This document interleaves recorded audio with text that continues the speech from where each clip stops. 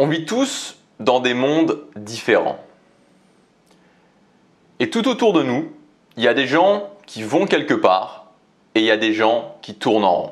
Et l'ironie de la situation, c'est que les gens qui vont quelque part, les gens qui achèvent beaucoup, les gens par exemple qui parlent 20 langues, ces gens-là, ils ont une vie tout aussi prise de tête que quelqu'un qui s'envoie 7 heures de Netflix par jour. Et ça pourrait surprendre beaucoup de gens. Par exemple, ici en Corée du Sud, à Gangnam, il y a tout un tas de jeunes investisseurs, évidemment aussi partout dans le monde, qui ont tellement assuré leur arrière que ça fait un long moment qu'ils n'ont plus besoin de travailler. Et pourtant, pour ces gens-là, le stress est toujours présent. Les difficultés sont toujours présentes au quotidien. Alors si tout le monde a une vie plus ou moins stressante, c'est quoi la différence entre la personne qui lance son business sur YouTube et qui n'a pour seul abonné que sa mère et l'investisseur ou le businessman successful qui, pendant ses jours de congé, va siroter pina colada sur pina colada aux Seychelles. La différence, c'est que les gens qui achèvent à un grand niveau ou à un très grand niveau, ils ont pris l'habitude de mettre en place des actions qui les mènent quelque part. Tandis que le procrastinateur, lui, il a pris l'habitude de se perdre dans des rues qui mènent toujours à un cul-de-sac. Donc à la place d'aller de l'avant, il tourne en rond, tout ça parce qu'il n'a pas compris une chose que je répète en boucle sur cette chaîne: si je ne suis pas capable de mettre en place et de tenir mes bonnes habitudes, j'échoue automatiquement mes objectifs. Oui, c'est simple, si je ne tiens pas mes bonnes habitudes, si je ne suis pas capable de définir d'une habitude en direction de mon objectif et de la tenir, c'est l'échec assuré avant même d'avoir commencé.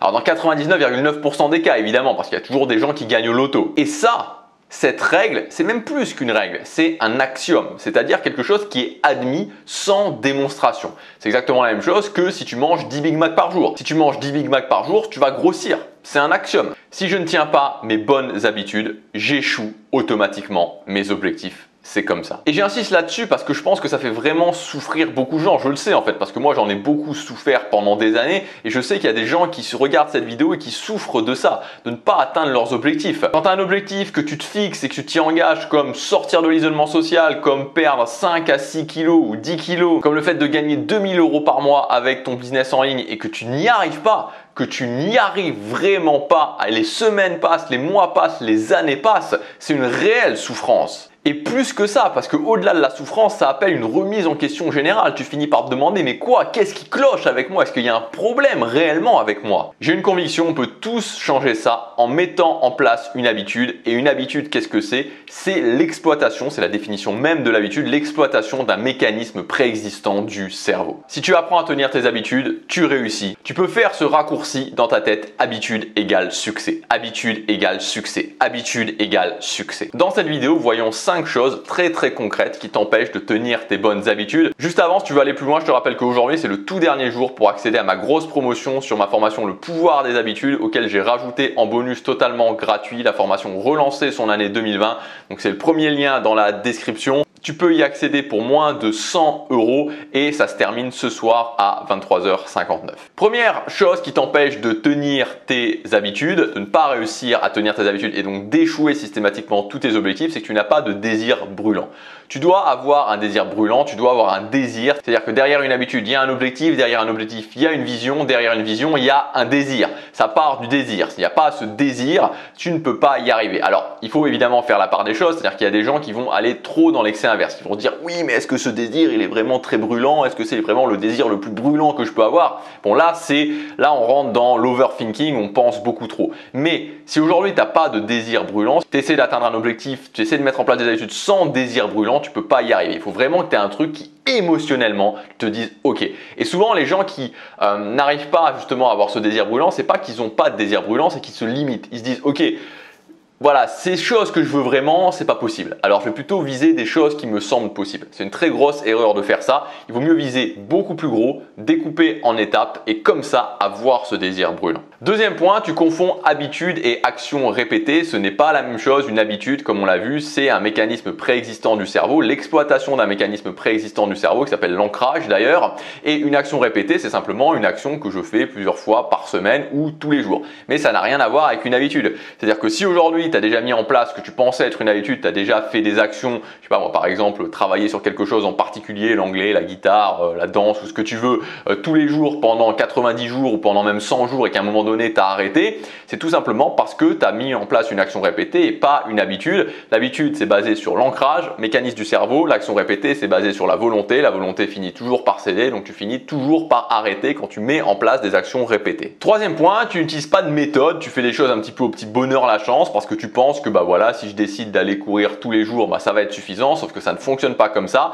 Et donc si tu n'utilises pas de méthode, tu vas faire des grosses erreurs, ce qui sont un petit peu des sortes de mines en fait, comme si tu marchais sur une mine, tu vois, dans un champ où il y a des mines, ces trucs dégueulasses qui explosent, qui sautent et qui te coupent les jambes.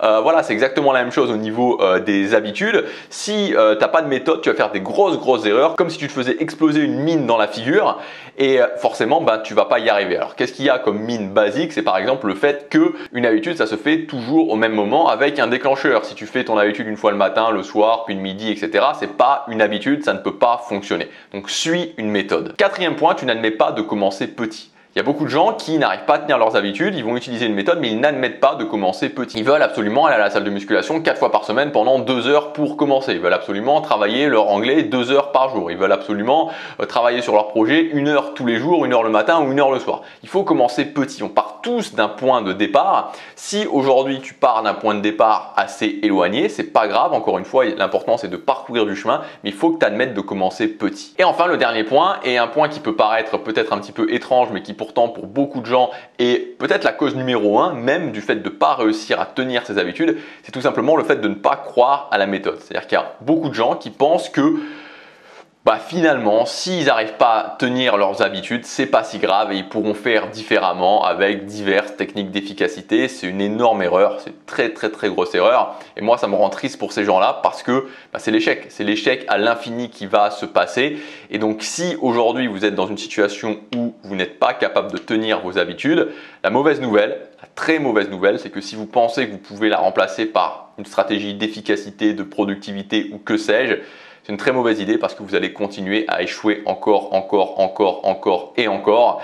Et je veux pas ça pour vous. Par contre, la bonne nouvelle, c'est que tout le monde peut mettre en place des bonnes habitudes à partir du moment où vous croyez à la méthode et que vous savez que quand vous êtes capable de décider d'une habitude et de la tenir, il y a toutes les portes qui s'ouvrent à vous. Commencez à mettre en place des habitudes, à masteriser cette compétence et je vous garantis que votre vie va changer, vous serez même étonné des résultats. Si vous voulez utiliser ma méthode, la méthode AR, qu'on le fasse ensemble dans ma grande formation Le pouvoir des habitudes avec une partie sur mise en place et tenir ses bonnes habitudes avec une méthode très précise, deuxième partie atteindre ses objectifs avec les habitudes et en bonus la formation relancer son année 2020.